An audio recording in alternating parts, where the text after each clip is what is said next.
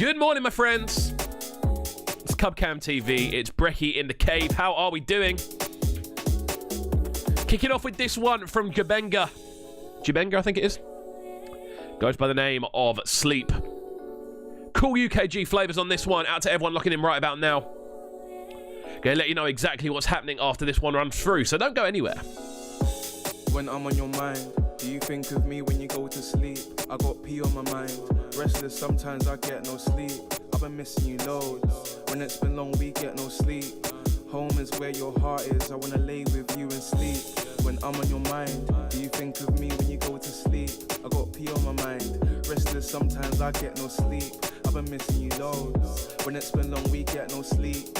Home is where your heart is. I wanna lay with you and sleep.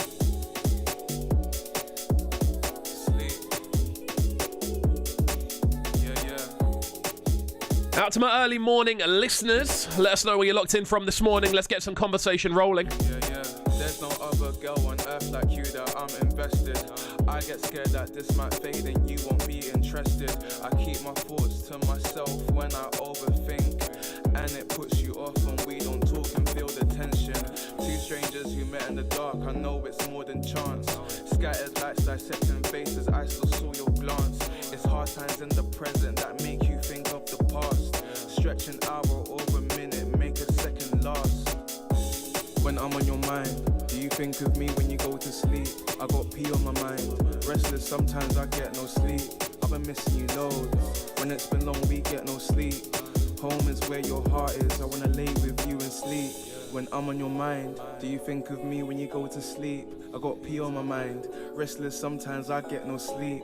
I've been missing you loads. When it's been long, we get no sleep. Home is where your heart is. I wanna lay with you and sleep.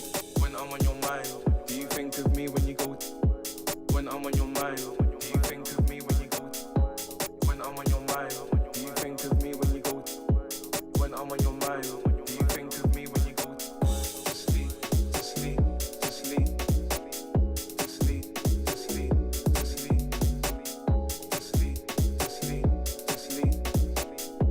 When I'm on your mind, do you think of me when you go to sleep?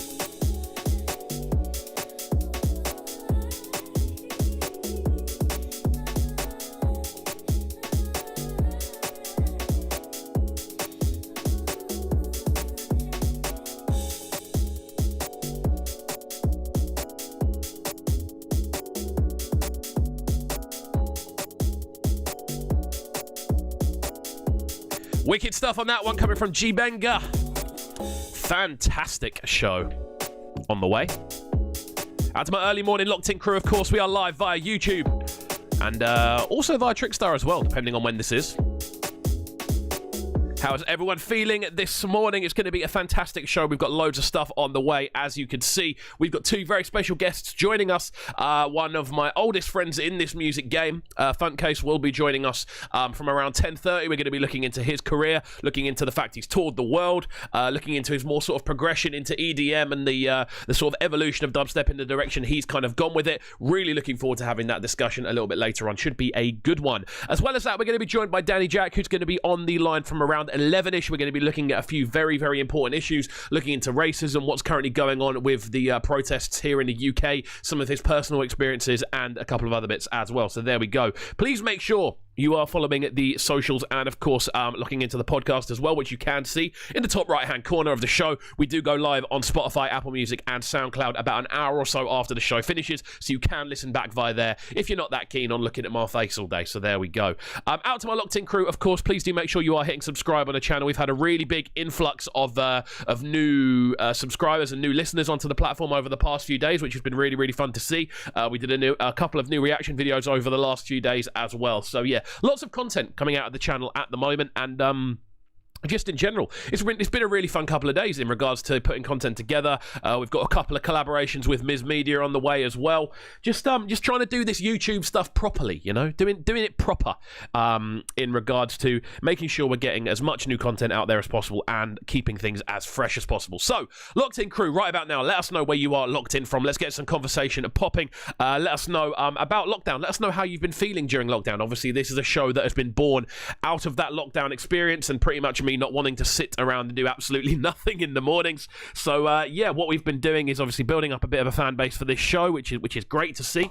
And as well as that, also, of course, finding out about loads about new music as well. So let us know if there are any specific lockdown bangers that you have found that you wouldn't necessarily have come across if you hadn't have been in lockdown in the chat right about now. Also, as I said, let us know where you're locked in from. It's always good to get a bit of conversation flowing in the chat nice and early on. We've got loads of bangers to run for you this morning. I'm looking forward to getting into some of these so much. This one coming from SYM. This one goes by the name of Threat. Really cool tune, this one. Don't go anywhere. We're live on Cubcam TV. It's Brekky In The Cave. Out to the 3000 base crew, of course, locking in nice and early. It's a good one. Oh yes.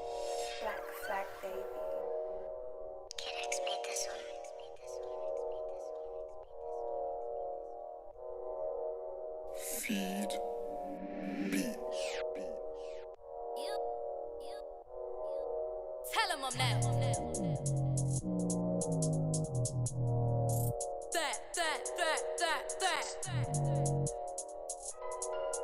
Who gonna tell all these fuckers I'm next? Tell them I'm next. I walk in the game and jump up the steps, I swear I'm a threat. I'm all about money, I'm all about checks. See, I'm playing tag with a couple bags, a bitch will get checked. So these dumb niggas, I'm up next. Who gonna tell all these fuckers I'm next? Tell them I'm next. I walk in the game and jump up the steps, I swear I'm a threat. I'm all about money, I'm all about checks. See, I'm playing tag with a couple bags, a bitch will get checked. So these dumb niggas, I'm up next. Ay, crazy bitch, I'm quite cuckoo. Cute, believe him in loot loops. I'm up on bitches like voodoo. I'll have bitches running in tutus. Driving around in his drop top with the up thought on his up block. Lurking low with his Glock. It go pop if you pop off. SYM getting peas ho on my cheese ho, let it be known. Slapping them when I see ho, so don't be slow and don't freeze ho. Used to party on a late night, now I count all this Monday do date nights. Playing two dudes, I'ma call it game night on the same night. Make sure you say my name right, we may fight. Fucking my paper, you're gonna get bruised. I'm bored, I might eat a rapper's food. Come through and they ain't gon' sing the same tune. I'm earning, she firming the else cause she lose. Blow like a candle, I'm getting that cake. My business I handle, I do not wait. Yeah, I'm on your estate. Hungry as fuck, let me fix me a plate. I'm gonna tell all these fuckers I'm next. Tell them I'm next. I walk in the game, I jump up the steps, I swear I'm a threat. I'm all about money, I'm all about checks. See, I'm playing tag with a couple bags, a bitch will get checked. So these dumb niggas, I'm up next. Who gonna tell all these fuckers I'm next? I walk in the game and jump up the steps, I swear I'm a threat. I'm all about money, I'm all about checks. See, I'm playing tag with a couple bags, a bitch will get checked. So these dumb niggas, I'm up next. Look, one question, SYM, why you so reckless? Step on next, my hands like a necklace. I eat a rap bitch for breakfast. Put play a nigga like Tetris. Rap circles round them, they're breathless. Ain't no drill, bitch, ain't a felon. Just telling hoes that they're second. Bitch, I am one and you're two. Playtime's over, up in that stew. SYM, I swear I don't play around when I came round in that booth. Know some guys with snipes, no Wesley. They don't know better, no heady. I know breezy niggas that steady. On more piss than R. Kelly. SYM, baby, I'm new to this, going harder than a lot of these drillers. It's humorous. They hate what they view. Sounds like SYM on this one. Make you be like a uterus. Wicked tune. Game like a pack, I ain't building the trap. I listen to drill now. I don't know when that happened, but it happened. Fresh flavours here on Cubcam TV this morning. I'm all about money, I'm all about checks. See, I'm playing tag. Just in a picture, you know. Rashford is the 5th most valuable player in the world. Madness. When did that happen? Anyway. I'm all about money, I'm all about checks. Yeah, I like this one, man. Sounds like SYM, track entitled Threat. Really cool production. Catchy vocal on this one as well. Let's get into a bit of news then, shall we? As we look through a few bits on here, really unusual bit of news this morning, which I did not expect to see. But Sweden has officially backed a cryptocurrency and established it as their official coin. This is where we are in the world, my friends. We are now at a point where Sweden, one of the most inventive nations around, are now using a cryptocurrency as their official coin. That is an absolute madness to me. That's where we are in 2020. Morning, Mispa. How are you doing, my friend? You're on Represent today, aren't you? I need to check the time on that because I want to look in. But yeah, this is a very interesting bit of news. Let's have a little peruse through. It's finally happened. A major worldwide government has just bestowed a huge vote of confidence and legitimacy onto one of the world's new cryptocurrencies. Sweden, is, in an unprecedented move, has just announced that they are officially adopting a certain cryptocurrency as Sweden's official coin. This is mad. This is genuinely mad. The Swedish government just informed the team over at Quantum Trends? That's what we call it. There's just been informed that they have chosen a preferred firm for the purchase and marketing of their coin. Cryptonex Research Group. The sales of Sweden's coin officially started on July. Is it June or July? It'll be June, won't it? June the 8th of 2020. And currently these coins can be bought only online from Cryptonex Research Group. So there we go. They are now officially. This is mad. This is genuinely mad. I don't really know what to think about this. Sweden are officially a nation that have a cryptocurrency as an official form of currency. We hadn't seen it before, but they're the first nation in the world to do it, and it's definitely a nod towards 2020 being a thing. I mean, we're fully aware 2020 is a thing, but this is where we are in the world now. We're at a point where cryptocurrencies are a genuine government-backed form of currency. So everyone kind of telling you, oh, it will fall off in a few years. I don't think it will. I think it's going to be very much where everything eventually heads over the course of the next few months, man. It's going to be very interesting to see. But yeah, interesting stuff indeed. Out to Miss Digest, 7 till 9 p.m. Make sure you do lock in to Represent this evening. It's going to be a very interesting show. I'm definitely going to be locked in for that one. So what's next in the bag music-wise? Because we've got some absolute bangers today to run for you. I've got some fresh Kobe JT and Tough tracks. This one going by the name of Buster. Really cool tune, this one. It drops on Friday via One Puff Volume 3 on One Puff the label. Really cool compilation featuring loads of different types of tune on there as well. Really interesting collections of sort of garage. There's some really cool breaksy stuff on there, some jukey stuff, some sort of future rave kind of stuff on there as well. Really cool selection of music on there. It's definitely a compilation I would recommend getting into. Out to Marauder joining us this morning as well. Morning vibes with a lover. Hello, darling, how are you? Good to hear from you, sir. I've got a funny thing with Marauder. The other day, I literally, my computer accidentally rang him. Has anyone ever had it where your computer accidentally rings someone? I've had it on a phone. Everyone's had a pocket dial. But my Facebook on my computer literally accidentally rang him. I don't know if I've pressed C or something and it's called his user whilst we've been talking. But I've just suddenly heard ringing coming out of somewhere, and then Jan's coming out of my computer. And I look up and it's all on Facebook. We're on a Facebook web chat. What's going on? When did this start happening? Anyway, I'm going to stop ranting this morning. I'm in a ranty mood. This one coming from Kobe JT and Tough Tracks. Don't go anywhere, guys. We're live on Cubcam TV. It's Brekky In The Cave. New listeners, hit that subscribe button. Let's get us up to well, we're aiming for 400 by the end of the week, and we're close. So yeah.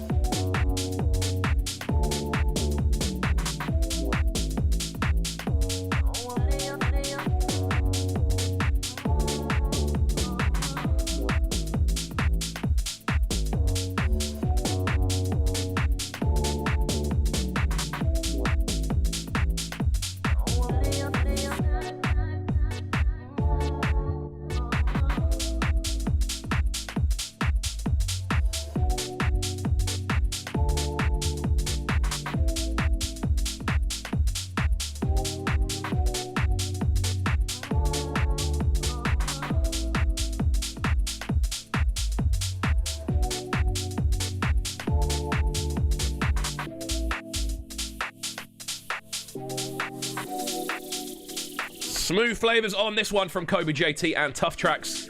Go by the name of Buster.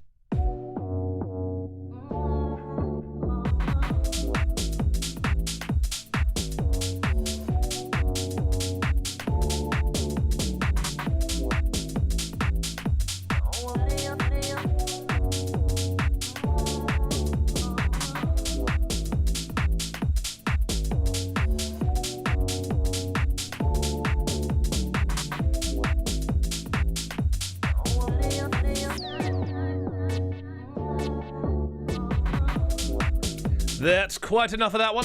Smooth flavors on this one. Sounds of Kobe JT and Tough Tracks.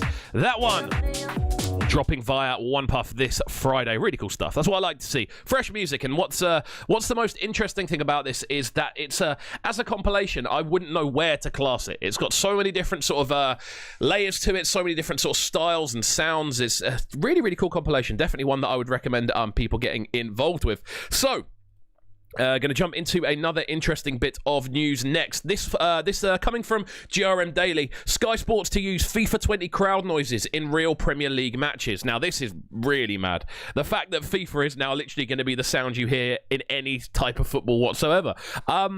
I know someone who was involved in the process of putting FIFA together a few years ago, and he said it was a very, very grueling process because you have to get so many different types of crowd noise. Because obviously, I was talking about this on the podcast, on the football podcast a couple of days ago. On Between the Posts, we were saying it's not just the case of it being crowd cheering. You have to get like it when the crowd gets nullified, when a crowd scores directly after scoring, build-ups. You have to get certain songs. You have to get when the passages of play are quite dull and the crowd aren't lively.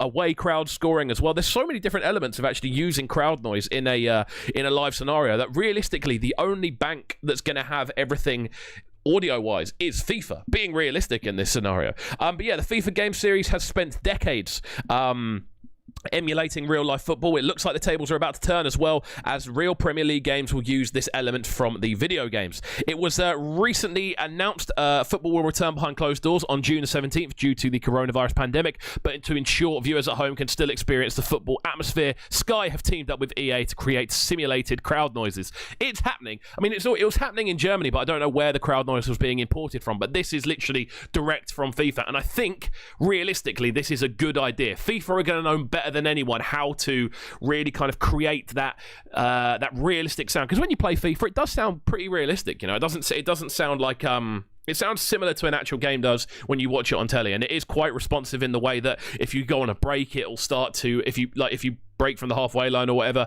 it'll start to build up a bit more, and it'll start to sound very much like the crowd are getting excited, and this is sick to see. But yeah, Sky Sports have said the collaboration will allow them to replicate the vibrant atmosphere of Premier League clashes, so fans don't miss out on the noise that goes with the action. And I think as well, this is quite an important thing. Like, if you're watching the German games, it does sound a little bit weird when it's just an empty stadium. It does sound quite like it's like a training game.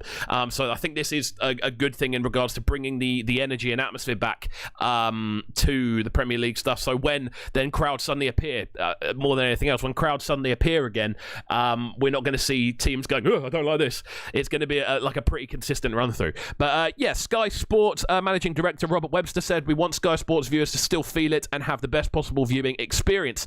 even if they can't be in stadiums to watch with their family or friends, said Sky Sports Managing Director Robert Webster. It's a very weirdly written sentence. Viewers will be able to choose whether they want to watch games with or without added sound. News of FIFA and EA's partnership comes just days after the schedule for the first 3 rounds of the season will be resumed. The announcement for the first 3 rounds, the first 3 weeks of football, has now been made available online, so you can go and check that out wherever you are. So, I'm hoping to get through to Funtcase in a minute. I'm a little bit worried because he's not picking up his phone and he's not replying to my messages. So maybe we're going to get hit with another no-show. Who knows? I hope not. I really hope not, because I've been looking forward to this one for a hot minute. But there we go. Let's get into another banger, shall we? This one coming from sounds of Alika and Big Zoo on this one, going by the name of Life. Don't go anywhere, friends. We are live on Cubcam TV. It's Brekky In The Cave.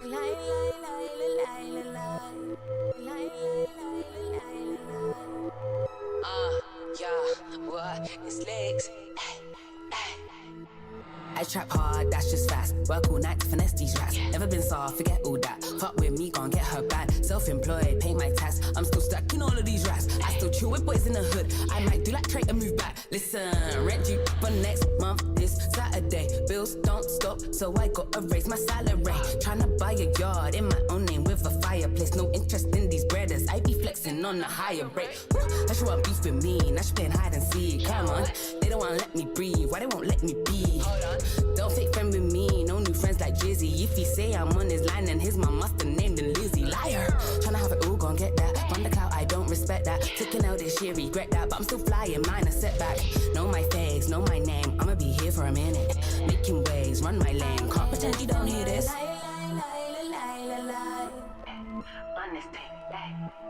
Living my life. Living my life.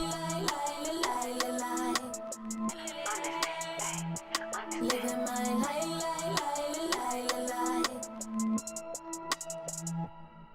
B.I. Let me give them something, build a little vibe. They ain't been on nothing, get it with my guys. I don't do no rushing, patience is the vibe. See the levels you ain't touching, and it's pointless if you tried. I'm one of them brothers that's used to the grind, and I'm trying to make use of my time. Always in the shoe in the night, trying to produce with the rhymes, trying to give him hits with the hooks. Can't dodge that now, I don't miss when I look. Got bare vibes, I take the piss when I cook. Kind of flavors that you can't listen your book. So I ain't known in the game. You don't know I live through music, trying to get home for the game. Do me so I'm owning my lane. Too high, I'm a soul in the game. B.I. man's rolling the game. Take flight, I'm controlling the plane. To the top, man, I told you the aim. Alika and Big Zoo on this one, track entitled Life. I'm the man, I'm just trying to make sure that I'm eating with the fam. Cause the ratings ain't converting to no money in my bank. I don't need no rank, I'm just kicking back and giving thanks. Living my life. Living my life. Living my life.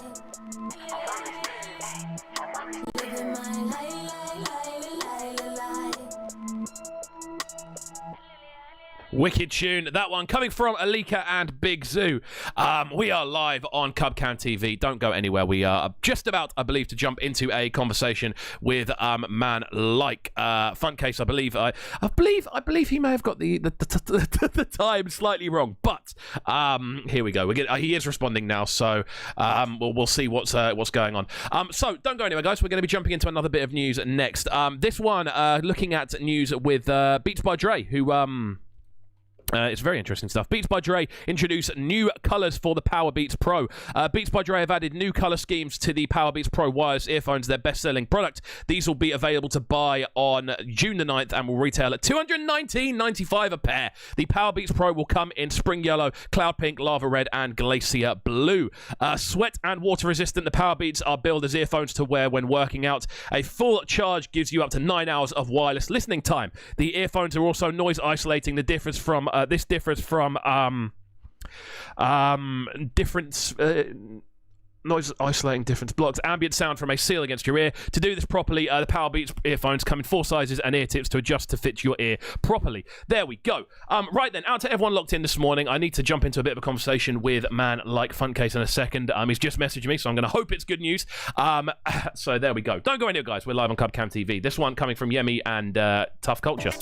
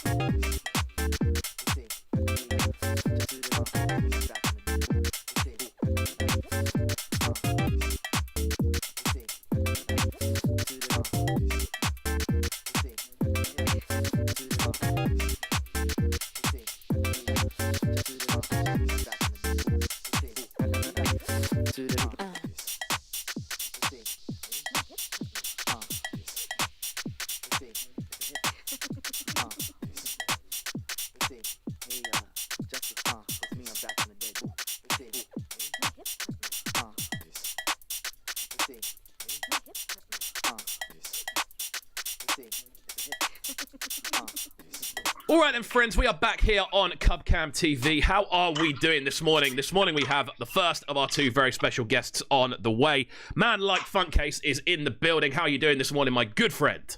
Yes, sir, not bad. Bit tired, but it's all good. It's all good, sir. It's all good. I tell you what, it's been. I feel this is an interview that we've definitely had sort of on the cards for a while now. Yeah, I think so. It's been. I mean, we've known each other for a long time, isn't it? Yeah, we're going over 10 years now. I'd say since we first bumped into each other. Yeah, it's very possible. Yeah, let's start off with that story, because this is obviously I quite like to tell stories on this show, and obviously give a bit of a linear path, and this is obviously how we first got to know each other. I believe it was via a radio station online called Ruthless Sounds. I think so. Yeah. It's been a while ago, yeah. It was a long time ago, and I remember being, I think I was either 14 or 15 at the time, and I run online with virtual DJ playing and go, I want to do a radio show, and you just happened to be sitting in the chat room at the time, and there we go. It all came from there. Yeah. Really cool and stuff. Then I think I met you in Brighton or sometime. Yeah, there's a picture floating around on Facebook from literally 10 years ago of me wearing some dreadful beanie. Oh yeah, your beanies, yeah. Yeah, the most dreadful beanie I ever did see. And I remember that being a really it's been a long time more than anything else. So let's kind of get into a bit of background on yourself. Then obviously you've been in this producing lark for a hot minute now. Yeah. Like how long have you actually been producing now in general? Well, I started sort of chinwagging with the idea of producing, just making music on PlayStation, the PlayStation 1. Oh wow! So we're talking proper old school then. Yeah. So I would have been about 16 then, and I wasn't. I mean, that was just loops. So all I could do was like kind of imitate the tracks I liked using loops. Yeah. And I made a few ideas of my own. They were kind of just mess arounds, and then I discovered Reason around 18. I'm 33 now, so we're looking at a good 15 years. Wow. Getting on a bit, yeah. I mean, it's quite cool to look at, though, more than anything else, because you are definitely like, I mean, you say you're 33, you're one of the most energetic performers I've literally ever seen in my life, in regards to everything. And obviously you start off all these years ago, so how do you kind of find yourself moving into these more sort of heavy genres? Obviously starting off with D&B. What do you mean? In transition from like what I used to like before that? No, it's in a transition from like making music on PlayStation. Oh right. Oh, what to me? Oh right. To the music I'm making now. Yes. Yeah. I mean, I don't know, man. My music style's changed kind of a lot over time. You know, like I've always been into heavy music anyway. I started liking like metal and death metal and stuff. That was kind of my first love. Discovering Cannibal Corpse when I was 13, watching Ace Ventura. And then that kind of just started that way, and then that's when my hair started growing out, and I started wearing baggy city clothes and stuff like that. So, yeah, I've kind of always had a love for that energetic, dark shit anyway. So it's like, yeah, I don't know, it's weird. It kind of just transitioned over. I made the same stuff in D&B. That was kind of my own edge, and then I came over, started making Gorilla Flex, Make Our Day, 50 Caliber. Kind of just transitioned over perfectly, I guess. Yeah, man. I mean, I remember when it all first started kicking off in that sort of heavier sort of dubstep realm, when things were really kind of making a turn into like, right, we're getting almost metal based in how we're doing things now. And I remember that first sort of release dropping, Gorilla Flex being like, I think Gorilla Flex was the first one, wasn't it? Yeah, Gorilla Flex and Make Our Day was on 420. Was it? And I remember it dropping. And I remember having the vinyl and being like, "This is something different here. He's got something very, very different here."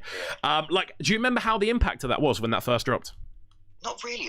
The only thing I really remember is I remember putting out my MySpace on Dubstep forum, being like, "Hi guys, here's my dubstep. I promise it won't be terrible." And then like it just had a couple of those tracks on it, and then. I remember signing it, and I think my tracks were going off like on radio shows for my friend, and I don't really know how the tracks were doing as such, you know, when they were released on vinyl. I don't really know, to be fair. I think it just came out, and I was like, I hope they do well. Yeah. So. I mean, it was an interesting time back then, obviously, because realistically now we associate the sort of heavier sound of dubstep with realistically more sort of CDJs rather than we associate with vinyl. Like a lot of the earlier stuff that people don't know, a lot of the earlier heavier stuff was still dropping on wax. Yeah, exactly. I mean, I don't know, maybe 2-3 years into me being Funtcase, I started around 2009. I'm thinking that's probably 2011. I think was probably around when vinyl was just not happening anymore. Yeah, I'd say when it stopped becoming the norm in dubstep, I'd say. But yeah, I mean, it is interesting to look through and obviously get a bit of sort of more of the sort of catalogue of history for yourself, because you're now in a position being one of these realistically leading dubstep names worldwide. Like, do you ever kind of look back at those earlier days where things were a little bit less organised and a little less, I'd say a little less professional in the way they were put together? Like, do you ever look back in a sort of nostalgic way? All the time, man. All the time. I mean, if you look at like dubstep back in those days, you could produce anything you wanted and it was gold. Now it's a lot more formulaic, and there's different styles people prefer and stuff like that. But because of dubstep was such an early age, it's like you could do something weird and experimental, and people would just love it. I mean, do you remember Chainsaw Calligraphy by 16-Bit? Yeah, one of the most insane pieces of music in general I've ever heard. Sense. Yeah. In like, if you play the track, it stops and starts. It makes no. You couldn't drop that these days, man. Like, no, people would be like, "What the hell is going on?" Man? I can't dance to this, But if you think about it, back then, it was like, "Holy moly, that is the most insane thing I've ever heard."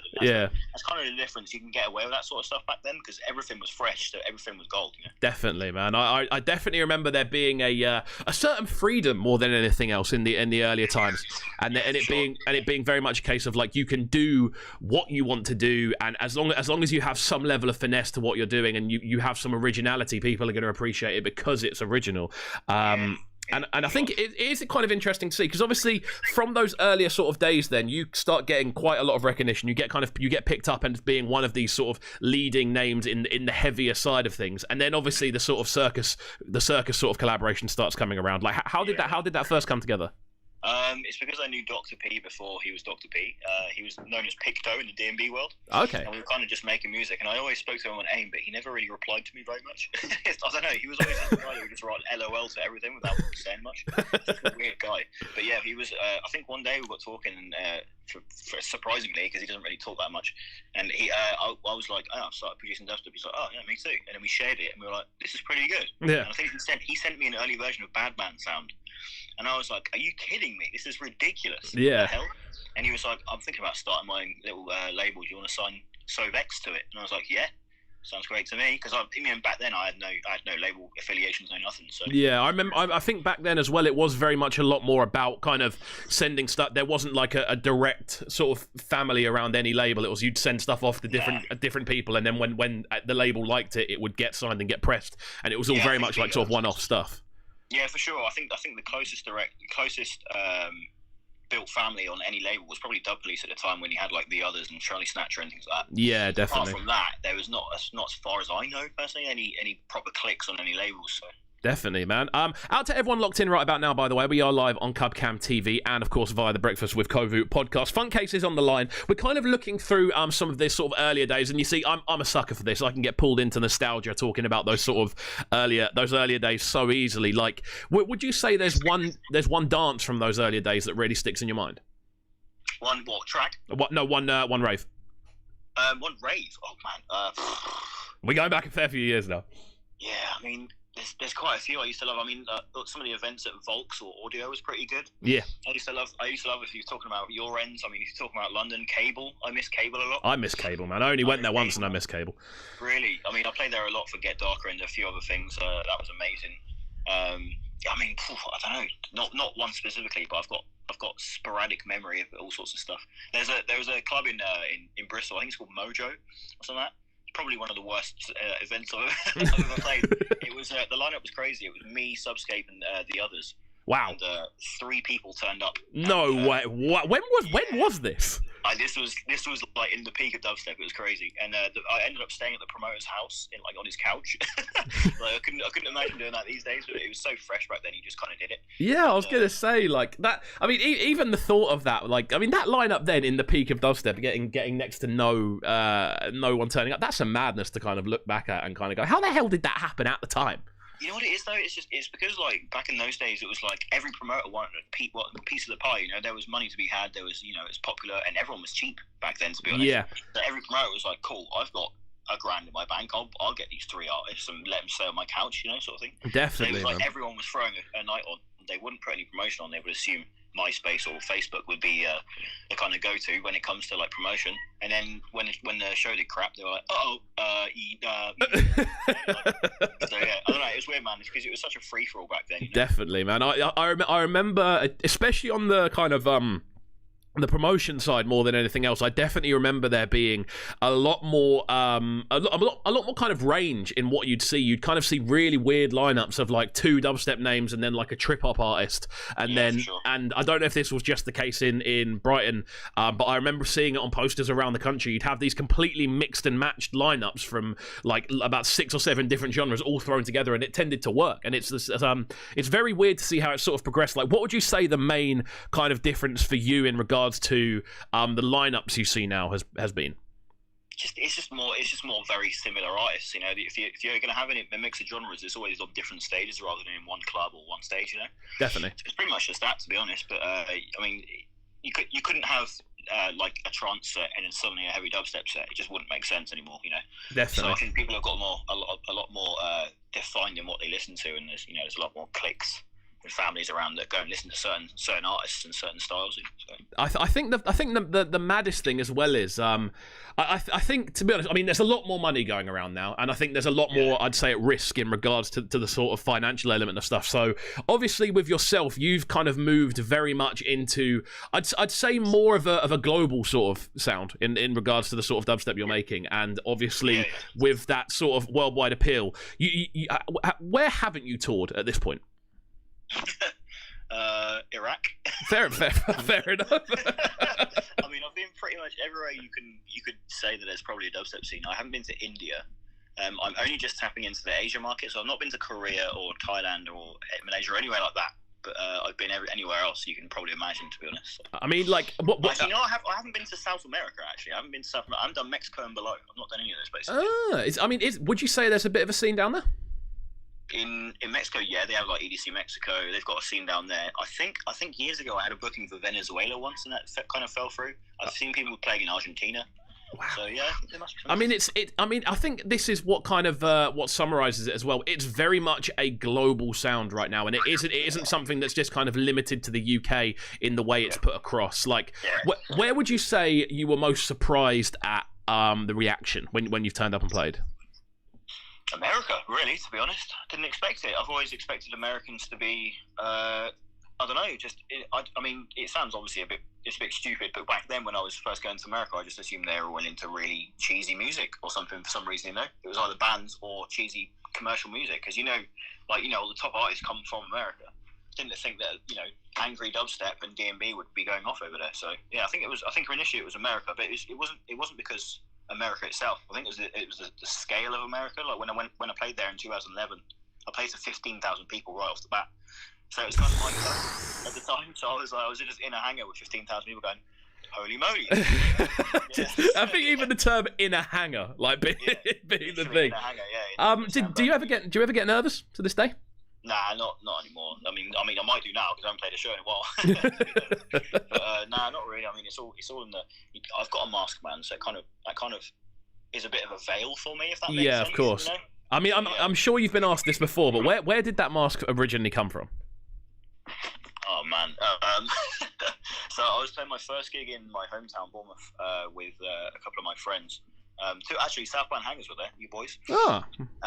Yeah, so I was playing in room 2 of this event, and in room 1 I think it was this duo called Toast, and then who's that DMC champion from Brighton? Is it JFB? JFB, yeah, he was playing.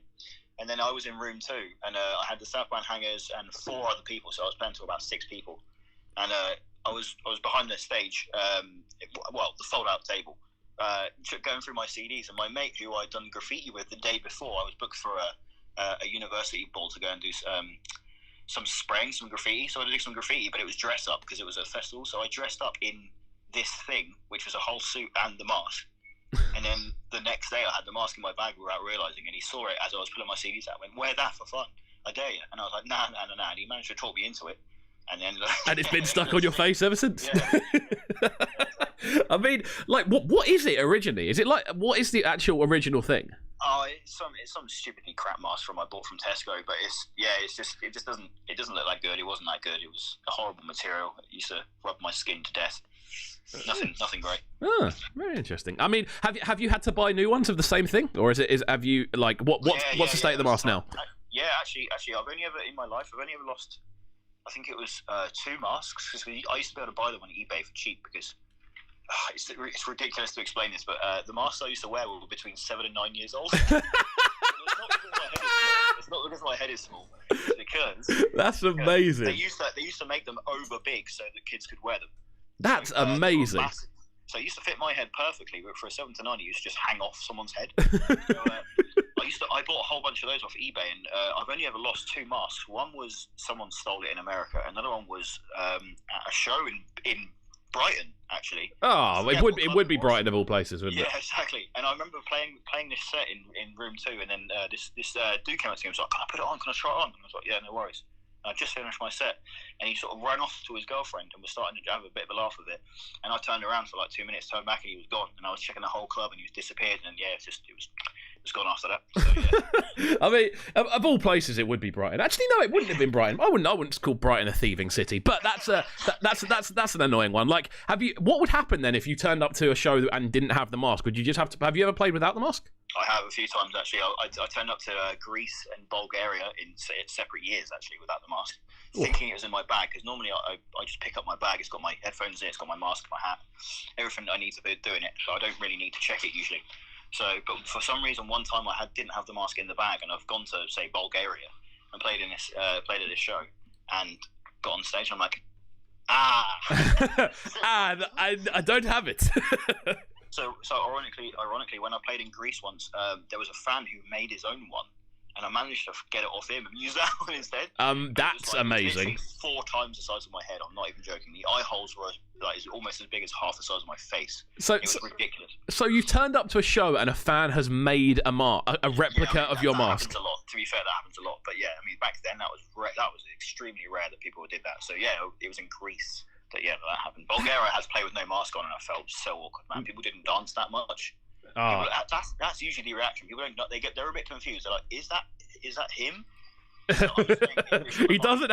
He has a face. He doesn't normally have a face. Yeah, exactly. Yeah, that's the thing. So people didn't know what I looked like. So the problem with that is that they see me playing music on stage. Like, is this the guy? So I'm saying stuff on the mic. They don't understand English. So it's like. So you're in a bit of a pickle in this situation then. I mean, I'm just playing music at this point. Yeah. I'm just to get through this, I'm afraid. Okay, so kind of like moving forward then, obviously, you've been very much someone, as we were saying, who has been at the forefront of the heavier side of dubstep now for a fair few years, and obviously you play a lot when we're not in this lockdown scenario. You tour a lot. I'm always seeing videos of you playing like crazy sort of stages. What's the most people you've played to in one show?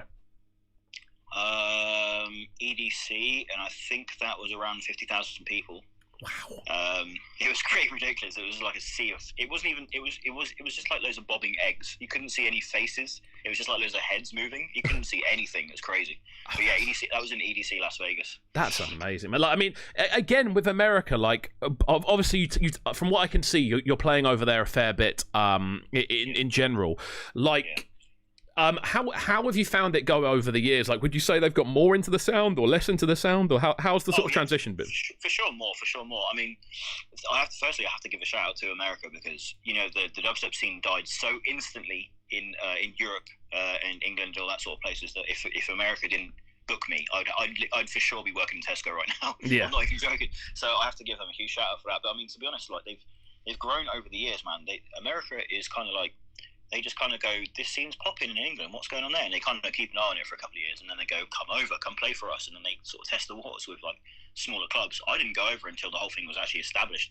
Dr. P and Flux were kind of going over there for a year or months before I was.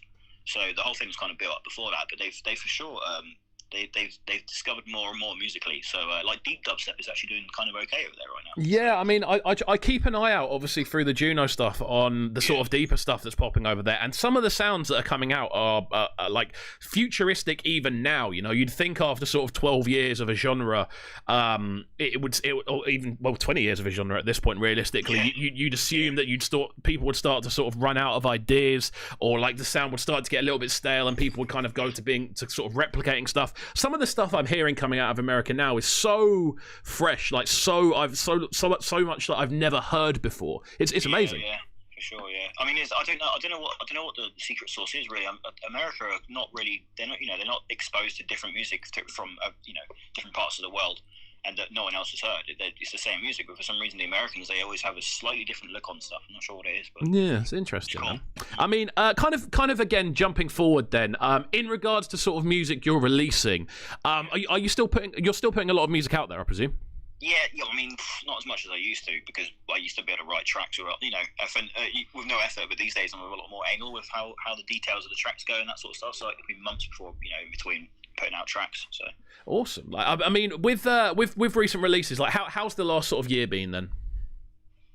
You're pretty good actually. I didn't. My first EP came out in 2013, and my next EP came out in 2019 at the end. So oh wow, it was a fair old stretch. 6 years of not writing EPs, but man, I've been going back and forward with how much music I write. So a lot of ideas which sucked, which I thought were good enough, and then they got turned down by the label and things like that, and just a consistent roller coaster of emotion when it comes to how good I think my music is and how terrible it is. I think that's the natural progression of being a professional producer as such. But I mean, it went up and down, and then 2019 I was writing some of my best music. So yeah, it's all good. But I've sort of turned into not a more commercial edge, but more of a musical edge in some ways. I'm still doing me, but it's like I wrote a track called Without, and it had a singer called Danny Poppet on it. She did the vocals for Gold by Eleni Excision.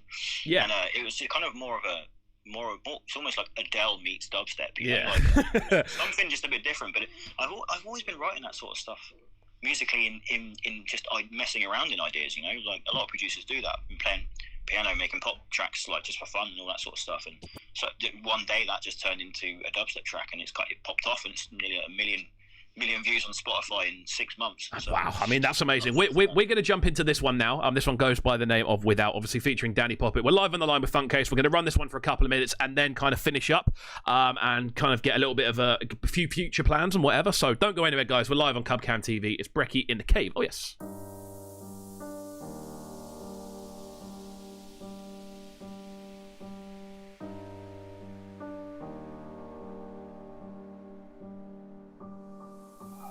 You close all the windows.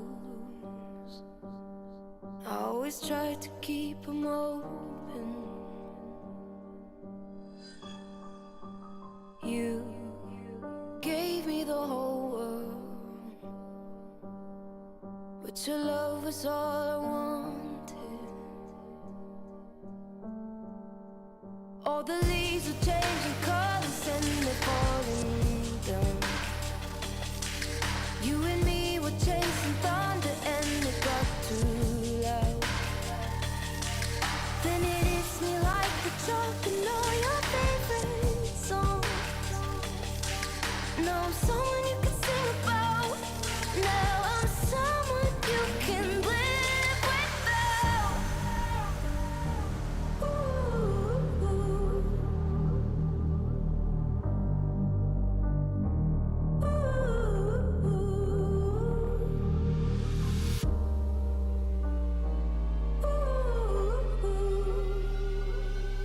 Now I'm someone you can sing about. Now I'm someone you can live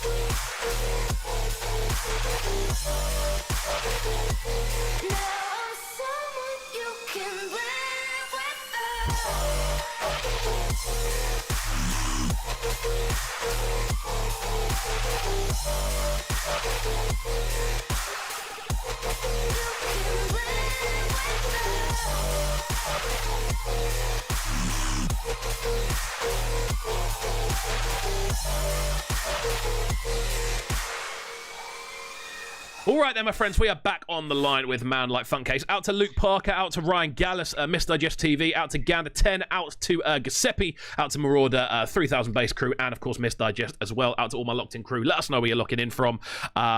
Always trying to, keep people up to date with new music, and that's what we're doing here on the show today. We are joined by Man Like Funtcase, one of my oldest friends in this music business. As we were saying earlier on, it's been like around 11 years, 11, 12 years at this point, which is an absolute madness to think about. Let's talk about the future. What's on the way from Funtcase? Cool. Growth, next steps. The next levels. Trying to just. I can't really say too much, but I'm trying to build things which are much bigger than what you appear Funtcase to be. So. Yeah. Wicked, man. I mean, obviously, over the years, we've kind of seen you dip in and out of other projects. Like we saw what obviously you did D&B obviously beforehand, which then kind of moved into the dubstep side of things. We also saw you kind of working on a deeper side of dubstep as well a few years ago. In regards to those sort of side projects, do you kind of keep up with them, or are they pretty much like finished now? Well, D&B wise, I still write D&B under Funtcase, so that's still kind of going. But my old name is gone, man. I killed that off, and also the same with the deep stuff, man. It was called Haze, and it was a lot more experimental. It wasn't really just deep dubstep, but that was one of the avenues because I used to enjoy writing deep dubstep.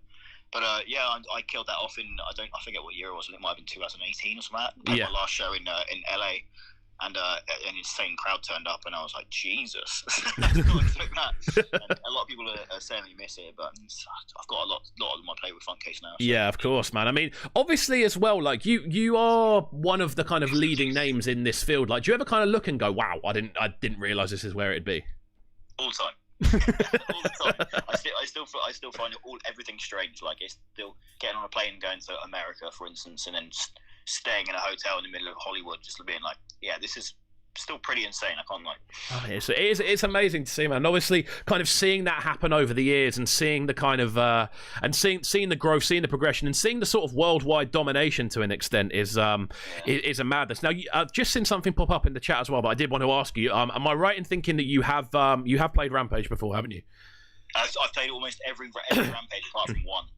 How is that as a festival? Because I've got a couple of friends who like going as often as they can.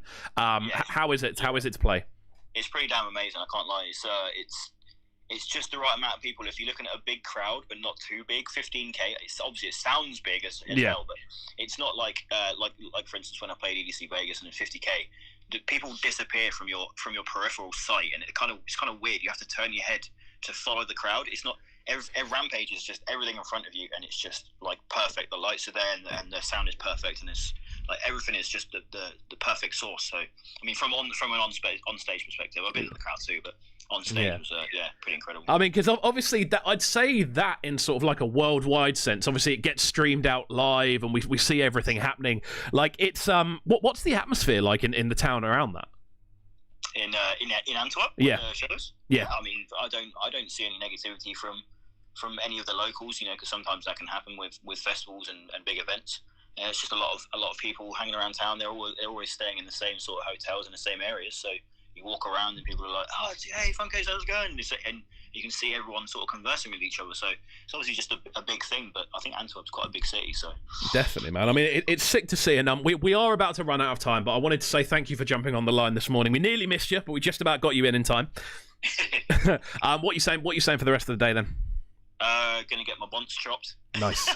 which is a big need because I've got a huge mullet on my head, and then go to studio and write some bangers. There we go. That's what I like to hear, man. Again, dude, thank you for jumping on the line. It's been really, really fun to talk to you, and obviously sit down and have this conversation. It's one that I've been meaning to ask you for a while, so I'm glad we could get it done during this lockdown period. We're going to finish up with another tune from yourself. This one goes by the name of Man Don't Want War. It features Clipson on the vocal. Talk to me about this tune before we finish up. So I started this idea with a collaboration with a guy called Wooly. He was kind of newish in the scene at the time. He was kind of making waves, and I've been talking to Clipson for a while. He's the original guy from Morfire Crew, and we've been chatting about getting on the track. And I had this track, and I was like, "Come and lay it down." And so he put it on, and this is the result. Awesome, man. Right, then we're going to finish up with this one, and then we're going to jump onto the phone with Man Like Danny Jaqq. It's going to be a very interesting conversation on the way, but Man Like Funtcase has been on the line. Thank you for joining us. Give the applause sound. There we go. We've got the sound effects running in the background. You see, we're getting all professional now, even though I'm still in my room. Yeah. We're doing it proper. But yeah, don't go anywhere, guys. Keep it locked. We're live on Cubcan TV. If it's your first time locking in, please do hit that subscribe button. And of course, you can check the show out again via the podcasts. Just search Breakfast with Kovu. The interviews on either Spotify, Apple Music, or SoundCloud, and it'll pop up. Oh yes.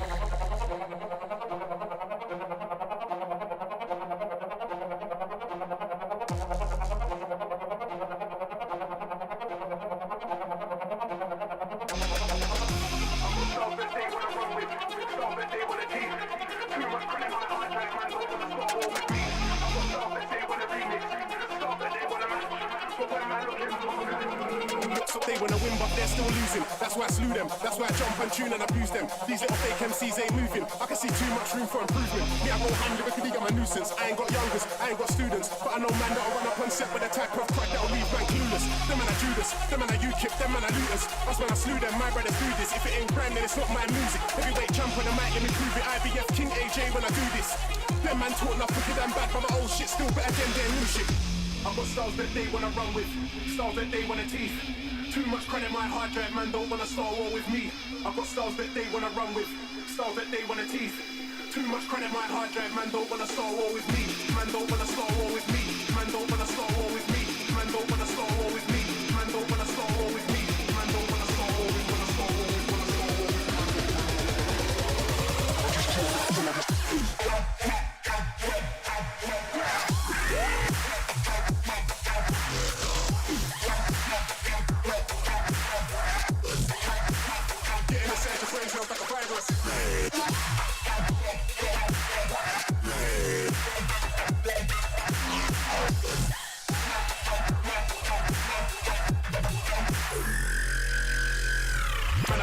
straight out the East End, but man a bad man straight out the East End, but man a bad man straight out the East End, but man a bad man straight out the East End, but man a bad man, man a bad man, man a bad man, man a bad man, man a bad man, man a bad man.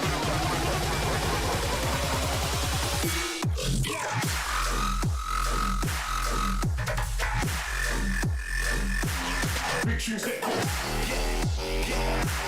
These time when it's hot chat to the UC in it, when I might put one in.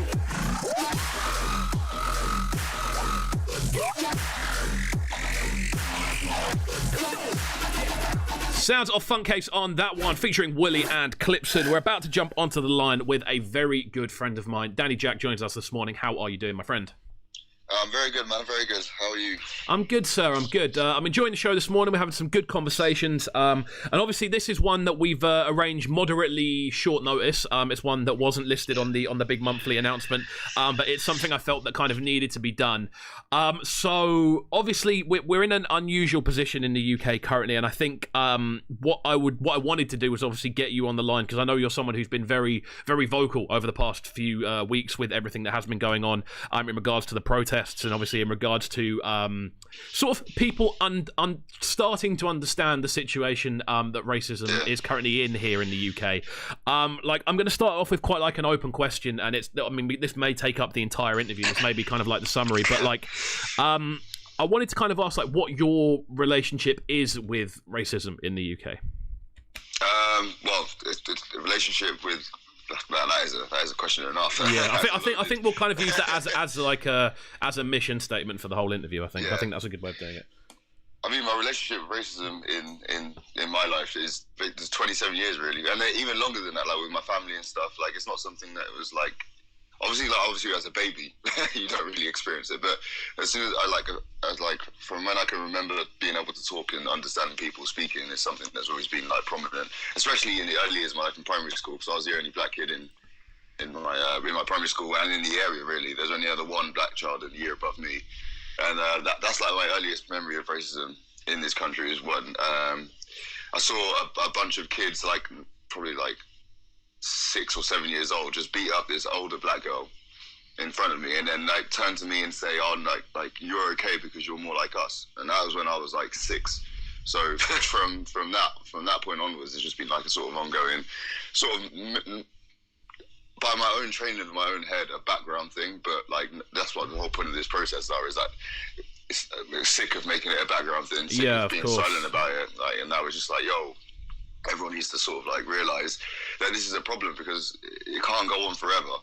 And it's like people are acting surprised. Like, obviously, like I understand why. Well, no, I don't understand, but I can see why people are surprised as to why we're so angry. It's like, oh, why now? And it's like, well, we tried in the past, but it never seems to work.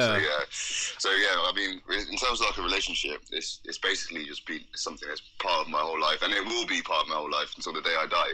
Because sadly, that's just how the world is. Yeah, I mean, the maddest thing about this, obviously, is the sort of almost outrage we're seeing from a lot of people in regards to it being, oh, why is this a thing now? And the thing that I've always kind of struggled to understand is it's not just a thing now. It's been a thing that's been there the entire time. It's just almost, to an extent, people have kind of kept it more quiet, and people have kept it more on the low. Realistically, to not make a fuss, I feel that's pretty much what it seems to be. Yeah, that's exactly. I don't think people are surprised as like why now. I think everyone is aware that it's always been there. Yeah. I think you have to be like stupid to not to like be completely unaware, especially in this day and age that it's not there.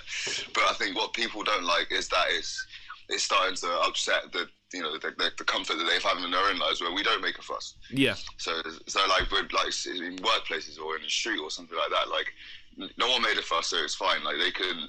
It's like that's the thing. Like people seem to think that Black Lives Matter it's just a protest solely against like police brutality and police killing us and like stuff that's like on our screens, but it's not. It's a protest against everything that people don't even realize. It's like from the police brutality all the way down to, or say down, all the way across to the microaggressions, like not being able to walk the street without people crossing over, or clutching their bag a bit tighter, or just everything. Like even I was talking about this the other day. It's like not even just people; it's flipping machinery. Like you walk into a shop and like cameras that haven't look like they haven't moved in years suddenly start moving, and so it's because now people are like bringing up stuff that a lot of other people, like basically white people, thought was okay, like crossing the street and stuff, because it's like for our own safety. But you don't understand how much it hits people more than anything else. Like, yeah, exactly. I think obviously I don't want to talk too much on this. I want this to be obviously a platform for you to really kind of express what's going on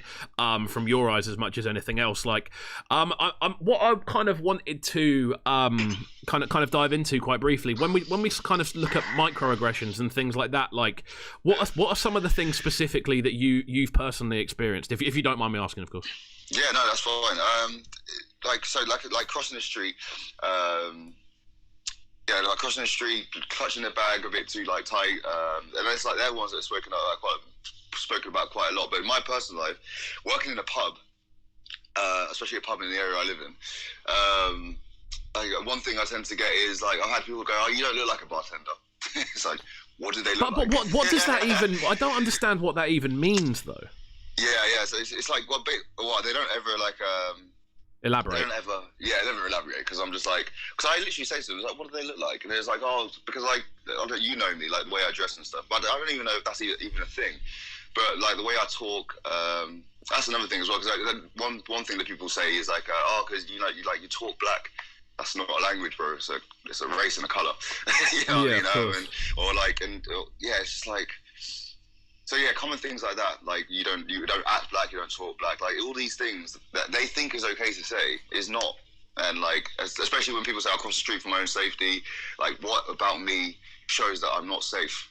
You know what I mean? And like I just don't get it. So I could list like loads of microaggressions, like things that I don't even realize every day myself until this sort of thing is like pops up and everyone's being like like this John Boyega's speech is one of them that made me realise, like, holy, like, smokes. I was going to swear then. I was like, we're on YouTube, sir. Feel free.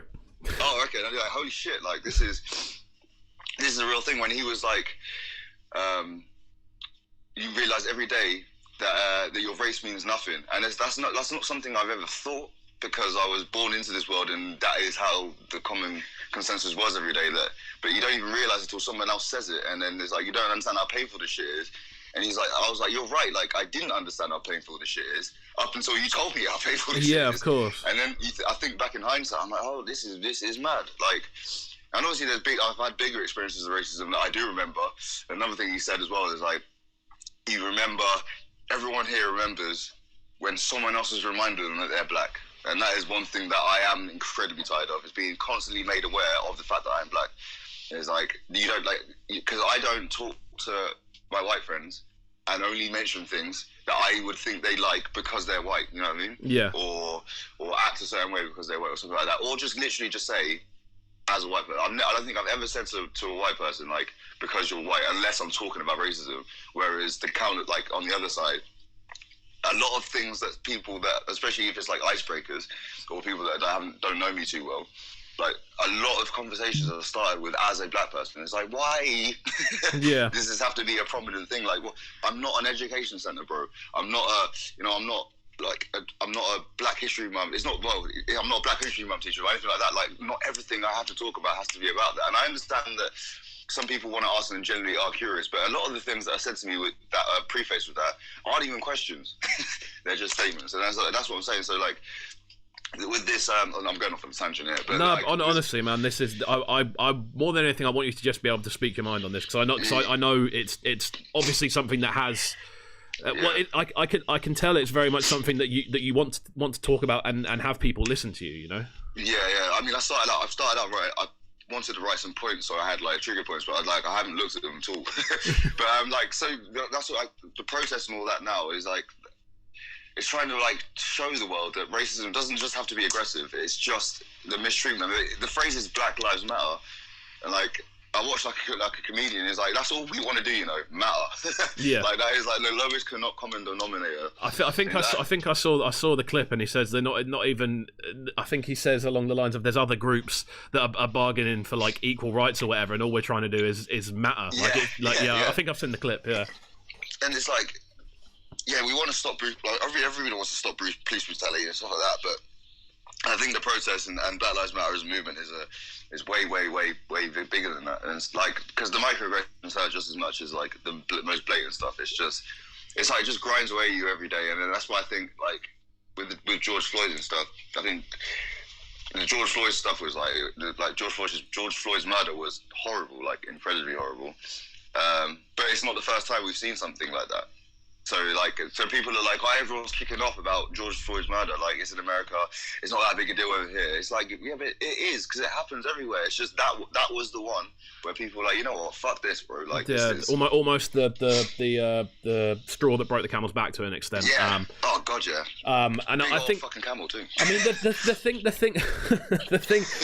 thing that I've kind of found most kind of bizarre about this, and I would assume this would be infuriating a lot of people, is the sheer level of denial that we're seeing from a lot of people.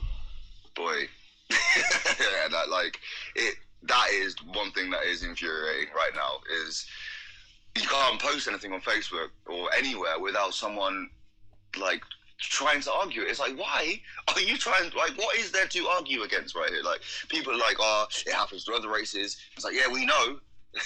Yeah. But we are only us. Like, we can't, like, obviously everyone would like to fight for everybody, but I'm sorry, but why would we have to fight for everybody when we're losing our own fight ourselves? Like, I'm not trying to say I'm not trying to say other races can't have the same fight. They can, but it's like, because now Black Lives Matter exists, everyone was like, well, what about everybody else? When for the years and years and years, we just like, yo, what about us, bro? Like, yeah, you know what I mean? We're not asking to matter over anybody else, or basically that. We're not asking to matter over anybody else. We're just asking that to matter in general. And then I was like, oh yeah, but I saw someone on Facebook. I saw someone on Facebook say, like, I can go to the shop and a black person goes to the shop, so I don't get it. It's like, wicked, we can both go Londis. Like, I don't understand, like, how people are trying to argue, because they argue with such minute, like, stupid points. Yeah. It's like, you can see it on Facebook and Twitter. That George Floyd video is, like, 8 minutes long there, give or take. And you can see that Derek Chauvin, or I even pronounce his second name, knew what he was doing and what it is. And it's there for everyone to see, yet people still want to argue that it doesn't exist. It's like, oh yeah, please kill white people too. It's like, yeah, I know. We're trying to stop police brutality as a whole, but you can't argue against the fact that the target is much bigger on minorities' backs. And then like you said, the denial as well is like, it's like the denial I found more than anything else. It's weird. It's desperate. It seems to be for most people, and I think realistically, a lot of people are worried that things might be changing, and it's not going to be something that does it in their eyes. They feel it's going to make a change that does the opposite of benefit them. Yeah, well, the thing is, they're scared, man. And when I say that, I mean racists. I mean the police. I mean anyone that is really trying to fight against this. They're just scared because they haven't seen black people out here this loud outside in ever. Like the last time, like anyone here can correct me if I'm wrong, but the last time I've even heard of anything like similar to this was when Martin Luther King and that was about. And then obviously there's been like riots and that now, like since before. But this is like worldwide and it's everywhere. Like the world is actually listening for once, and I think people are scared of it now, and that's why, because they're scared of, like I said before, their order being disrupted. They're scared of the fact that they won't be able to act certain ways without being pulled up on it anymore. Yeah. Because that's what racism is at the end of the day. It's just fear. It is just fear. And I'd agree with that. I've always kind of assumed it's a straight up fear of what you don't. It's a fear based in ignorance. I think that's what it is. That's why racists. That's why you don't like the blatant racists and stuff. Because I think there's a difference between racism and ignorance. Like people that scream all lives matter and all that, I don't think they're necessarily all racist. I think they're just ignorant, and ignorance of what is happening and stupid. It's the people that are angry about it that I think are racist. Like I've seen, especially in America, I've seen literally about 10 minutes, like everyone here, I saw a video of this guy with the American flag dressed behind him, of course, because nothing says racism like patriotism. And, that's a good T-shirt. That I'd buy that. And he was like, oh, you just give us a month trial. You want the police gone so mad, just let us run the streets. It's like, why do white people think they're going to run the towns if the police disappear? Like, why do white Americans seem to think that they're like the heir to the throne? Like, as soon as the police disappear, it's like, oh, they're going to do it. And they were like, oh, we've got real guns. We don't take this shit. All you need is a couple redneck some bitches out here to bring order back. And I'm like, bro, you'll get wrapped as soon as you leave your swamp.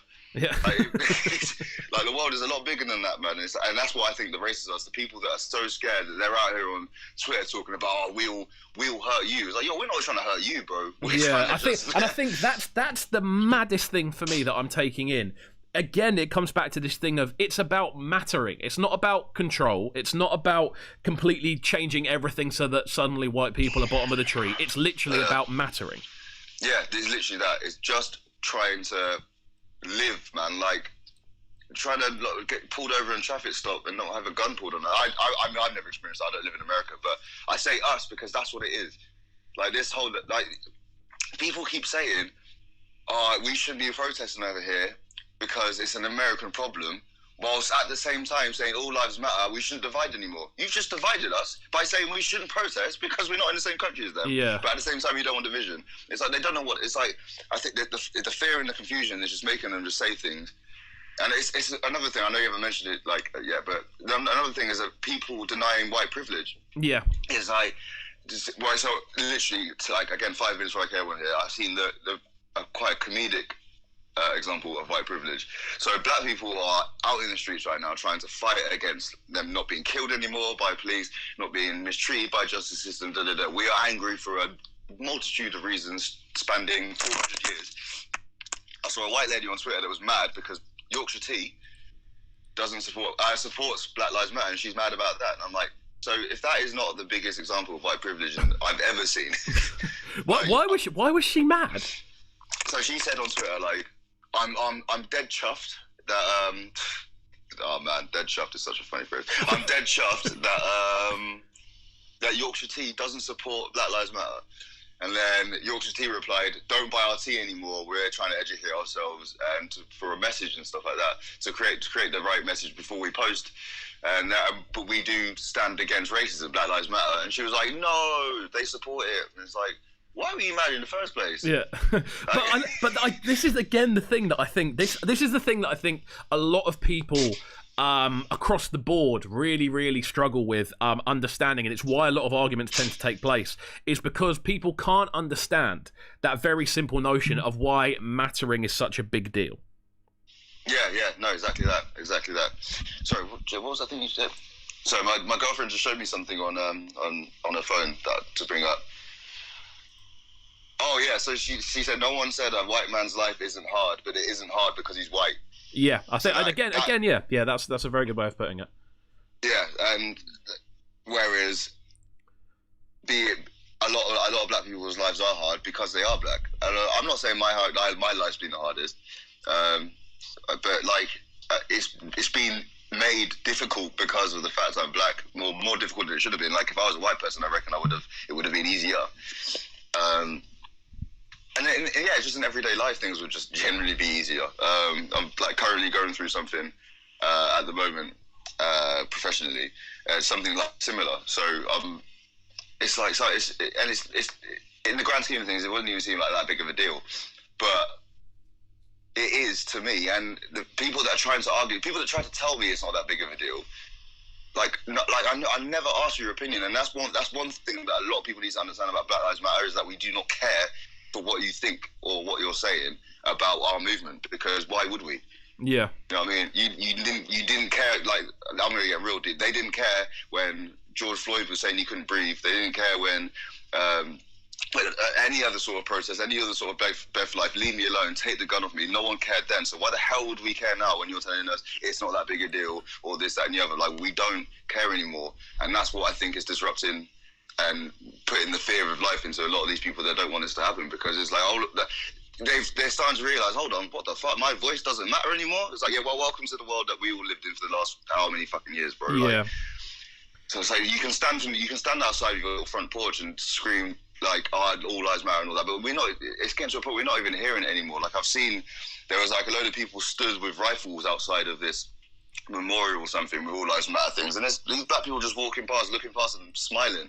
I'm like, that is the right attitude to have, because these people have to stand there with rifles looking hard as fuck just to try and matter. And like, for once now, like, we're here, we're outside. You're the ones that's feeling the fear in yourself about us being outside.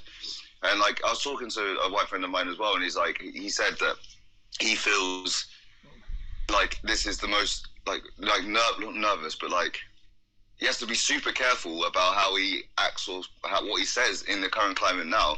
And I'm like, I mean,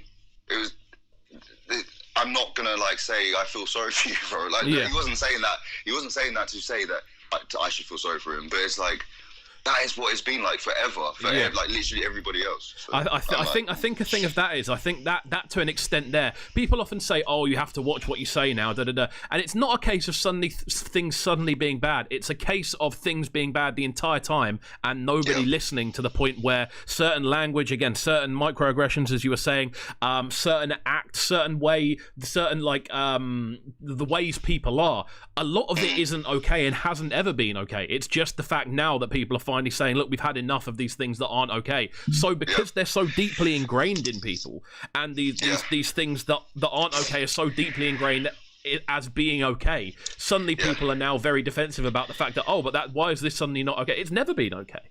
Yeah, it's never been okay. It's just that we've just been so used to it, like, these sort of things never working, is that we're just like, you know what, well, fuck it, we might as well just not say nothing, or do like not say anything to this sort of level, because every time someone tries to fight back, they end up dead. And especially against like the police. I mean, I'm talking like against the police and stuff. I don't mean like it's just like microaggressions and stuff. But I mean, the biggest thing that people are fighting about is what triggered this, and it's the blatant mistreatment of black people by the police in America and all over the world. And because normally when people try to fight back, they end up dead. Or even if they don't try to fight back, they still end up dead somehow. It's like Sandra Bland, like she died in her own cell, and then like they try to say they hung themselves. It's like, it's not only the murders and stuff and the suspicious deaths of black people. It's the fact that they try so hard to cover it up. It's like, why are you trying to hide? Like, I don't understand why, but I mean, like, it needs to stop because it's becoming so obvious.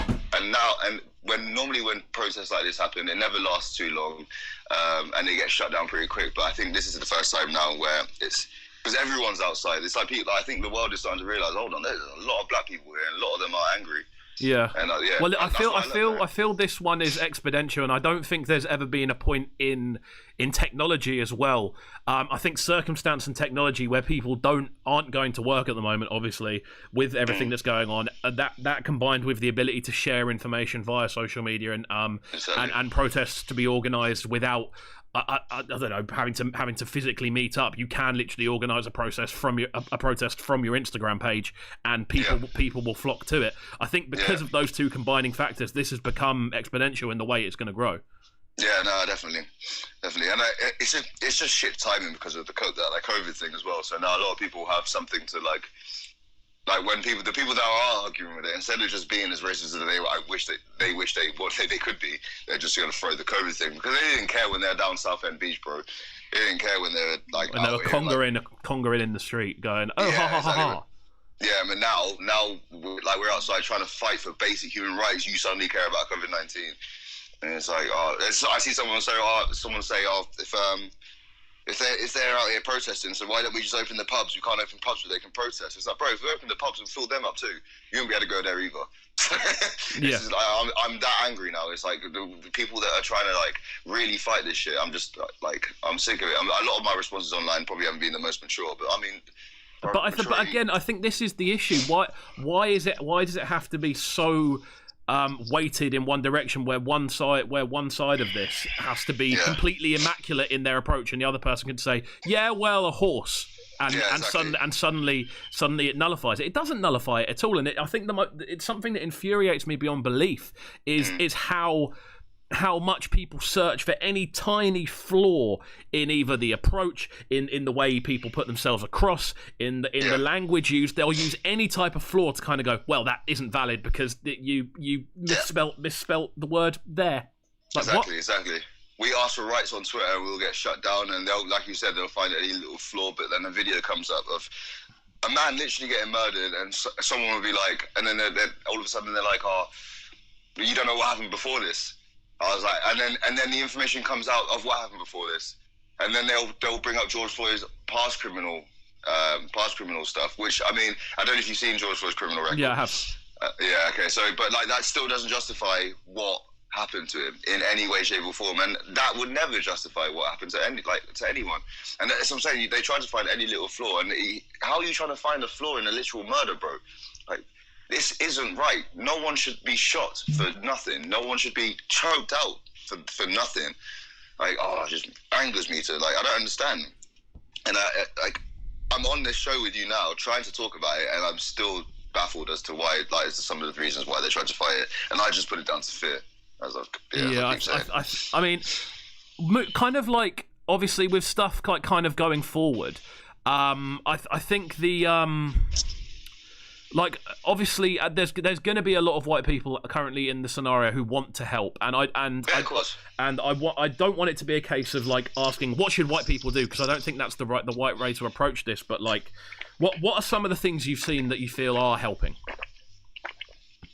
Sorry, just being at the protest, standing alongside the protest, standing alongside black people at the protest. Not saying every white person, every white ally has to go to the protest, but I'm saying some things I've just seen. Protect black friends. Reach out to them, see if they're okay. Definitely. If they have like a lot of black friends, but then because I'm not saying like you have to have black friends to be able to be an ally. I think that's a common misconception. Like, I've seen some people on Twitter and said like they say they live in areas where there's no black people really, but they still stand with it, and I'm like, oh, that's good. I don't think there's anything white people should do. There's just a lot of things you shouldn't. Okay. which is just stand against it. Because I think everybody should be behind this movement. I think everybody with a brain should be behind this movement. Yeah. It's like, because we're not asking for much, bro. Just stop murdering us. Stop. You know what I'm saying? So I think, like, yeah, just stand alongside. I've seen some nice videos of like black people trying to protest. Black people trying to protest, and the police are trying to approach them. And I've seen like white people like use their privilege as a shield. So that is another thing. Like, always like defend black people, whether it be online or in person. Like, white people have a privilege. It does exist, but that's not necessarily just a bad thing. I know it's always said and shown in a bad light, but it's not. If you use it in the right way, and if you use it to defend minorities, then you are doing the right thing. Okay. And I think that use it on Twitter. So, like, yeah, I think just be vocal. Just be as vocal as us. You know what I mean? Like it's like two words: there's ally and there's accomplice. Accomplice is a word used for someone that is literally right there in the dirt with their black friends, whereas an ally is someone that can be anywhere between with them, or just online just saying like, fuck you, racist. Like, yeah. And all of it is good. All of it is good. And also like sign the petitions, change.org and all that sort of stuff. Just, I think the biggest thing is just use the privilege that you guys have. And because at the end of the day, people are going to listen to you more than they're going to listen to us. And that's just the way the world is. So use that, and all of a sudden, the voice is double, like the voice is twice as loud. So yeah, that's what I say. Of course, man. I mean, I don't. Obviously, I want to be as sensible with this as possible, and I don't want to kind of appear and kind of go, well, every white person should be doing this, because I don't think it's necessarily my place to tell people. I don't really think it's my place to tell people what they should be doing in the current scenario, but I do definitely agree with you that a case of always making a stand and always pointing. I think this is the thing that a lot of people have been doing for a while. A lot of white people who I think who want to be on the right side, but aren't necessarily. I don't want to say brave enough, but I want to say who aren't really willing to get involved in the difficult situations that you find in online arguments and arguing with family and stuff like that. And I think that's something that I feel is changing, and I think that's something that is now in the process of. We are seeing people being a lot more vocal, but I don't necessarily think just people. We hear the term virtue signaling a lot, and I think more than anything, I'm finding. People who do have, well, essentially racist people who I'm seeing on my timeline, what I'm seeing is them pop up, and they kind of use that as a tool they try to use it as a tool to kind of nullify the idea of spreading information, which is a very bizarre thing. That's what I mean. It's just more things they shouldn't, like, stop. Like, this is kind of a joke, but it's also very true. Like, stop telling us you could be black, white, green, yellow, or orange. Because if you want to go fight for green, yellow, and orange people, you do that, bro. But they don't exist. Black people do, and that's all we want to do. That's not. I mean, like, stop trying to undermine the movement, for God's sake. Just because you don't understand it, just because it's not like your sort of fight, just please stop trying to undermine it. And also, like, if you do, like any white person out there, if you do support it, but you're worried about having some sort of backlash from relatives or friends or anyone, like, if you know you're surrounded by a lot of people that won't agree, like, in the nicest way possible, fuck them. Be as vocal as possible, because if they then get at you for backing such a simple movement, then they're not your friends. Or even relatives, start pulling them up, because you have to, otherwise shit will not change. Yeah. Like, silence does not change anything. And like I see one guy on Facebook whose grandfather said something really, really horrible, and he had to go to his granddad, and they hadn't fallen out in that now. And then he posted saying, "I'm sorry to anyone that saw my granddad's comments." And I said, like, "I'm sorry about your granddad. You turned out to be that way, but you have nothing to apologise for. Like, don't be scared to be vocal about something so simple, man." Yeah, I think. Sorry, just to interrupt. I think something that I've seen a lot of people doing is they don't want to upset family. They don't want to kind of have that awkward situation. But the simple truth is, you have to have that awkward situation. And I mean, exactly. That's definitely something that I've found when I've been sort of arguing with family about this sort of thing and kind of pointing out basic facts. I mean, the thing that I always seem to get hit with is, well, you weren't there 20 years ago, so you don't know about these things. And it's not fucking difficult to literally state that fucking black people's lives matter. Why is that? Even just that basic concept, I don't understand why people struggle with that as a concept. And what 20 years ago is worse. Like, yeah. So I don't understand now. What do they mean by that? Like I mean, I've often been told about sort of like Brixton riots and stuff like that, and I'm like, okay, cool. Yes, that happened, but not much has changed since, realistically. So. Why did the Brixton riot happen? Like, you know what I'm saying? Like, black people that don't just wake up one day and go, you know what I want to do today? I want to fuck some shit up. Yeah. For no reason. Like, it's anger. It is pent up anger. And I'll be the first to admit that sometimes, like, even with myself, like, it's because imagine like 400 years of shit. Like, sometimes it's hard to really direct your anger anywhere. So I went through a phase where I would just be like, you know, anti-white people everywhere. Even with friends and stuff, I'd just be like, oh man, like, white people just like, I was just constantly angry, and I didn't know why, and it's misdirected anger. And I think this whole thing is sort of like, I've learned where to channel my anger and my energy now, and so I'm not like trying to fight with everybody and make everybody fall out, and and not fall out of everybody. So. Well, like you said, 20 years ago, where the Brixton riots, they were for a reason, but they did get a bit mad. But I'm not going to apologise for what happened then. And then people say, like, what happened you weren't there 20 years ago. It's like, I know family that were there 20 years ago. I know family that were there 60 years ago. I know family that like all the way back down to the last living relative I have. And shit was just as bad, if not way worse back then. Like, I spoke to my mum, I spoke to my aunties and stuff, and my grandmother about racism that they've experienced to this day. I'm talking about being spat at from vans, being chased home from school every day, being beaten up every day in school. Like, shit was way worse back then. So if you're going to tell me I wasn't there 20 years ago, then I was like, yeah, but my mum was. And I'll have that argument with my mum. And if you don't want that argument, I go have an argument with her mum or any black person's older relatives, and they'll tell you about what happened back then too. And if you weren't there 20 years ago, if it's caused you a problem what happened 20 years ago, imagine being a black person in them times. Like, sorry, you couldn't walk through Brixton for a few weeks, but these people couldn't walk through anywhere in their area for a lot of years in their lives. So that argument to me is bullshit. Yeah. Sorry, I went off on one. No, bro, but it's important to do it, man. And I think there's obviously a thing with there's something that aggravates me, and this is on everything. This is something that I've definitely found that aggravates me, is this weird kind of thing of being older. Therefore, you know more about every situation just because you're older. It's not the case. Education is what matters, and being up to date with what's actually happening and having information available to you. Most people that I know over the age of 45 don't use Twitter to find information. They don't do any independent research. They rely solely on mainstream media. So how on earth could you have a more concise, consolidated opinion on something when you don't do any independent research and your information comes from the highest bidder available? Yeah, exactly. And like coming from newspapers that are literally driven to back one side of a political party. So like I don't understand it either. Like where. I just don't think that people should speak. I mean, to be like as blunt as anything, it's just like Twitter is the best place to find any sort of information, because like the media at the moment are only showing videos of the police kneeling down with protesters and hugging them, but they're not showing what those exact same officers are doing 15 minutes later or a day later. Like the guy that pushed that old man down was photographed kneeling in protest of police brutality the day before. Yeah, it's nonsense. It's straight up nonsense. I mean, we have run out of time, and I don't mind running a little bit over on this one, because this is something I definitely think is as important as anything else we do on the channel. If not more important, definitely more important than anything we do on this channel. And I think I want to say thank you, obviously, Danny, for coming on this morning and being very frank about the situation, being very open. And I do hope I haven't asked anything that's been that's been a bit intrusive or anything like that. I hope this has been the kind of thing you were hoping for. Can I just say one more thing before I go? Yes, of course. Yeah. So.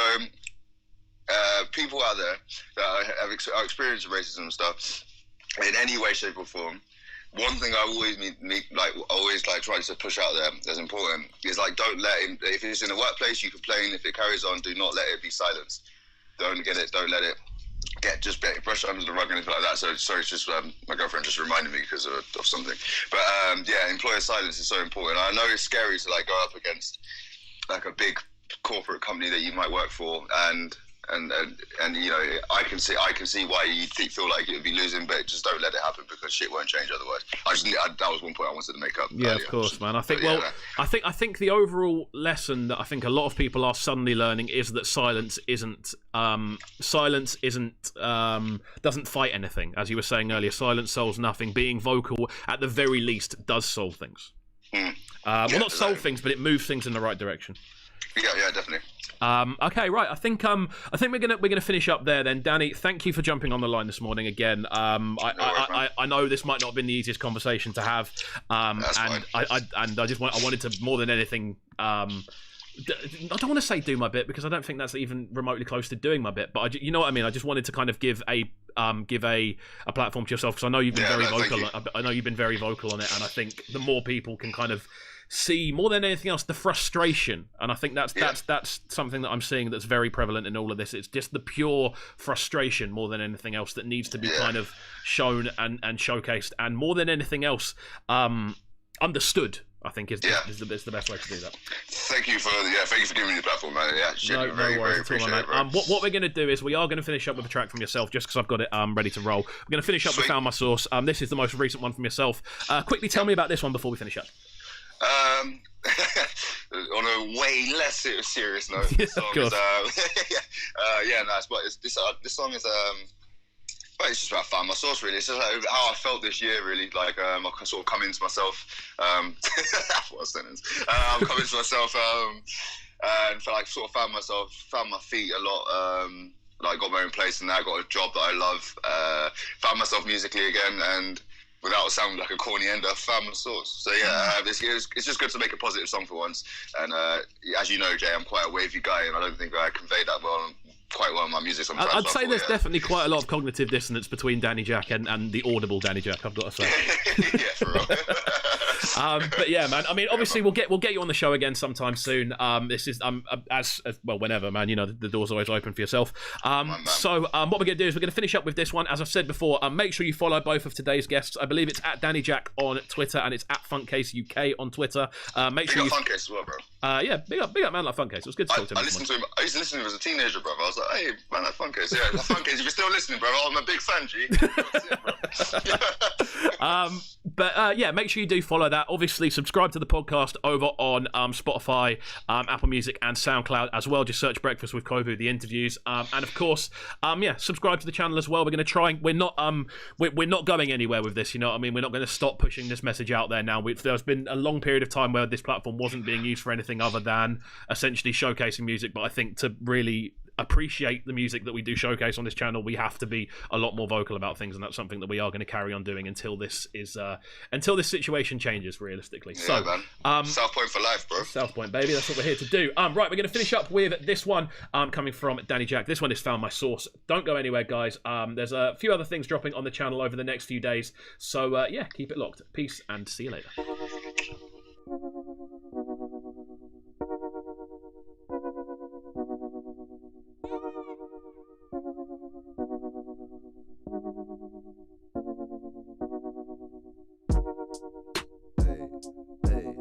Hey. Yeah, hey. D-A-double. You lot can spell it, yo. Find my source, ayy. All the signs that I've ignored, ayy. Like I've never rhymed before, wait. Guess I'll just remind you all, great. Be in a second, be in a minute. I ain't trying to get specific, but every time I find my source, I mix the cold for me to drink it. Lost in the source I found, should be on tour by now. In front of that tour life crowd, feel about 4 or 5 foul. But it's not too late for me to get it all right now, like wait. Just hold off, you drop one take with old bars. You believe that you've come so far, that you even named it so far. So go out and prove it, put down the source and use it. Go and record some music, put down the Captain Morgan. You're not just a rapper on rapping forums, unlike these rappers that are rapping for him. I'm so much better than that, my G. Still clocked on the road by the fans I see, they don't forget. And they still ask me where I'm going next. And to think I spend time so depressed, when the strangers to see me and show respect. In school, man, I just get shoulder checks. Now I rap and ask man shoulder check. At least I used to, but not long enough for me to get used to. See one face, but I know that they used to. Aware of the fact that I could get used to. Mad, cause everything's mad, everything's sad. Everything's mad and everything's sad. Everyone's broke, yeah, everyone's stacks. Sex, drugs, rock and roll. Get f***ed on the dough. Halves and vod and coke. Hard to drop me home. Now this skint boy living so sick. Hey, skint boy living, skint boy living.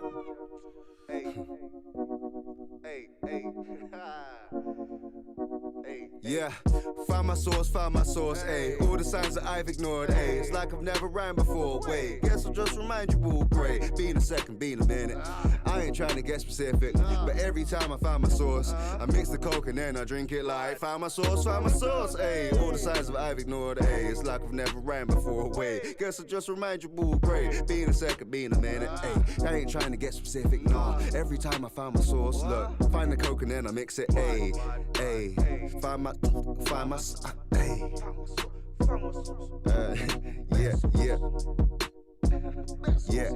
Yeah. Find my.